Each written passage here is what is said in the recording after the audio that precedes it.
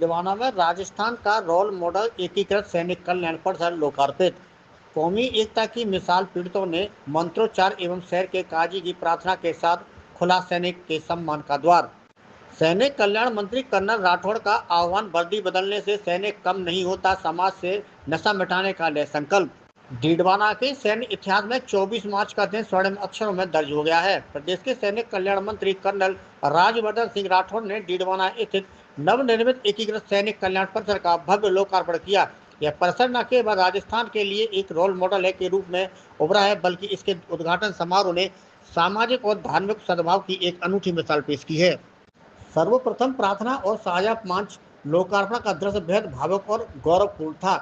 एक ओर जहां विद्वान पंडितों ने वैदिक मंत्रोच्चार के साथ परिसर की पवित्रता को बढ़ाया, वहीं दूसरी ओर शहर के काजी रेहान उस्मानी ने अपनी धार्मिक परंपरा के अनुसार दुआ पढ़कर देश की एकता और संदेश दिया। राजनीतिक गलियारों से भी इस कार्यक्रम की चर्चा रही, क्योंकि मंच पर निर्दलीय विधायक यूनुस खान और भाजपा प्रत्याशी है जिन्हें जोधा एक साथ नजर आए। जिला सैनिक कल्याण अधिकारी कर्नल राजेंद्र सिंह ने बताया कि इस एकीकृत भवन में निर्माण से पूर्व सैनिकों, वीरांगनाओं और उनके आश्रितों को अब अलग अलग कार्यालयों के चक्कर नहीं काटने पड़ेंगे। यहाँ एक ही छत के नीचे ECH सुविधा, कैंटीन, सैनिक विश्राम और आधुनिक कार्यालय विशेष गैलरी जैसे सेना को गौरवशाली इतिहास को दर्शाती है। एवं कार्यक्रम में बिंदल अस्पताल के निदेशक डॉक्टर नटवर सिंह सहयोग से आयोजित शिविर में 150 से अधिक मरीजों की आंखों की जांच की गई। पूर्व सैनिक रैली को संबोधित करते हुए कर्नल राठौड़ ने अपनी फौजी अंदाज में जोश भरा दिया। उन्होंने कहा कि आज के समय में गैस व्यापार और सोशल मीडिया को भी सख्त बना दिया है।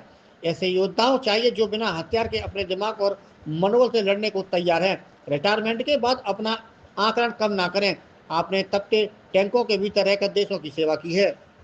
समारोह में मेजर जनरल नरपत सिंह राजपुरोहित लाडरू, भाजपा प्रत्याशी करणी सिंह, मेजर मदन सिंह जोधा, ब्रिगेडियर सुरेंद्र सिंह, जिला सैनिक कल्याण अधिकारी राजेंद्र शेखावत, बड़ी संख्या में पूर्व सैनिक और वीरांगनाएं उपस्थित रहीं।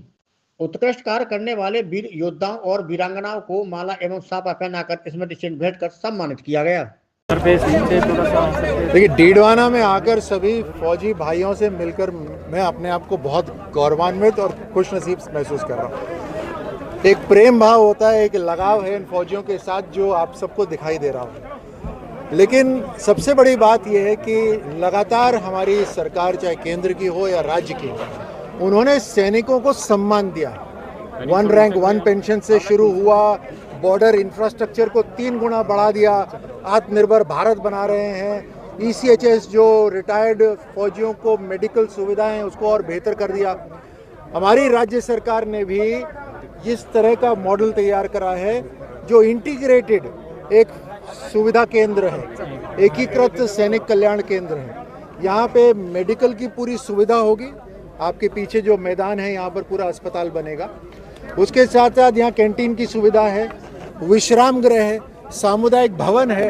हर तरह से एक ही जगह यहाँ पर सब सैनिकों के लिए व्यवस्था करी गई है। और जिन सैनिकों ने बलिदान दिया है भारत के लिए, इन्होंने पहले भी 1 करोड़ रुपए दिए, जिसका भी अवलोकन करने जा रहे हैं।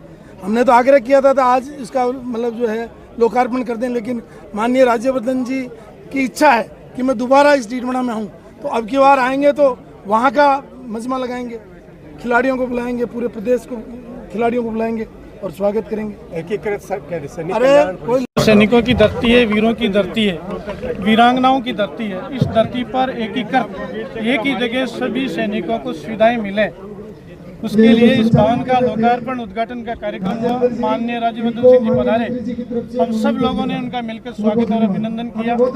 और मैं विश्वास दिलाता हूँ कि इस भवन के साथ साथ खेल के क्षेत्र में भी आपने इंडोर स्टेडियम के लिए 4.5 करोड़ रुपए की भी स्वीकृति प्रदान की है। अभी माननीय मंत्री महोदय खेल स्टेडियम बना रहे, अभी 35 लाख रुपए आपने यहाँ के बास्केटबॉल के बच्चों के लिए